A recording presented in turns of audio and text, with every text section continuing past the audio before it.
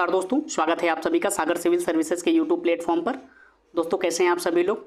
हम उम्मीद करते हैं कि आप सभी लोग बहुत अच्छे होंगे, स्वस्थ होंगे और बहुत अच्छे तरीके से आप सभी लोग अपनी परीक्षा की तैयारी में लगे हुए होंगे। दोस्तों आपकी इस परीक्षा की तैयारी को और अधिक धार देने के लिए उत्तर प्रदेश लोक सेवा आयोग के द्वारा 7 अक्टूबर 2023 को एक संक्षिप्त विज्ञापन जारी किया गया है। यह विज्ञापन जो है समीक्षा अधिकारी, सहायक समीक्षा अधिकारी के संदर्भ में है, जिसका अभ्यर्थियों को बहुत लंबे समय से इंतजार था। ठीक है, चलिए दोस्तों देख लेते हैं इस विज्ञापन के बारे में मोटी मोटी बातें क्या हैं जो आपको ध्यान रखनी चाहिए।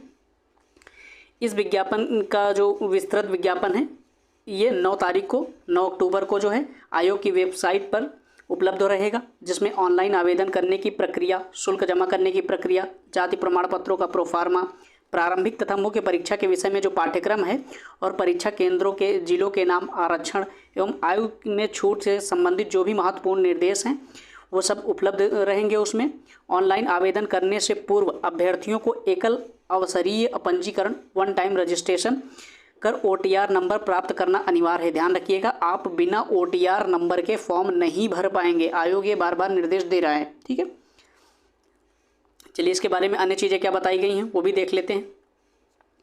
अभ्यर्थी विस्तृत विज्ञापन देखने के पश्चात अर्ह होने की स्थिति में ही आवेदन करें। अपेयरिंग में इसमें आप फॉर्म नहीं भर सकते हैं। ठीक है, ध्यान रखिएगा। और सबसे ज़्यादा जो महत्वपूर्ण बिंदु है आपके लिए वो इसमें पहला बिंदु है रिक्तियों का विवरण। ठीक है, कि वैकेंसी कब आएंगी, कितनी आएंगी। सबसे ज़्यादा तो चिंता का विषय ये रहा कि वैकेंसी इतनी कम आ रही, लेकिन इस बार RO में जो वैकेंसी हैं बहुत ज़्यादा आई हैं, तो ये खुशी की बात है सबके लिए। तो चलिए देख लेते हैं। वर्तमान में प्रश्नगत परीक्षा है तो रिक्तियों की कुल संख्या जो कितनी है तो वो है 411। मोस्ट इंपॉर्टेंट ये पॉइंट है आपके लिए।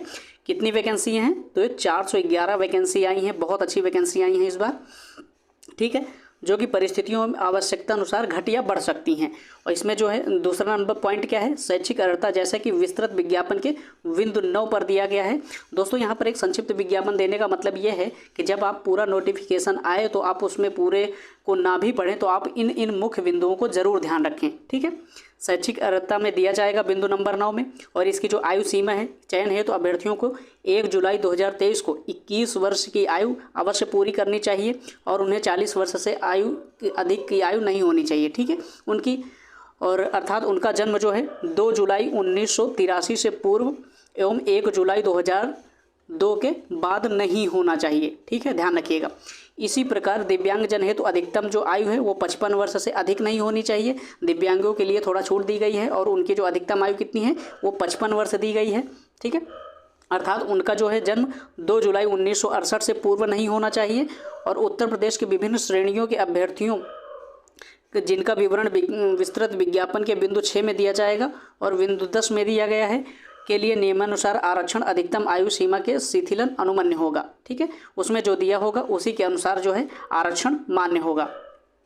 इसमें जो चौथा बिंदु क्या है, OTR वन टाइम रजिस्ट्रेशन आधारित ऑनलाइन आवेदन प्रारंभ होने की तिथि कब से है तो आप 9 तारीख से OTR प्राप्त कर सकते हैं, 9 अक्टूबर से। ठीक है, OTR प्राप्त करने के बाद अपना फॉर्म भरिएगा आप सभी लोग और बहुत ध्यान से फॉर्म भरिएगा। ठीक है, ऑनलाइन माध्यम से परीक्षा शुल्क बैंक में जमा करने की जो अंतिम तिथि है वो 9/11/2023 को, यानी कि 9 तारीख को नवंबर में आप अंतिम रूप से इसमें फ़ीस जमा कर सकते हैं। इसके बाद आप फीस नहीं जमा कर सकते। ठीक है, ऑनलाइन आवेदन करने की जो अंतिम तिथि है वो 9/11 ही है। 9 नवंबर तक आप फॉर्म भर सकते हैं इसका।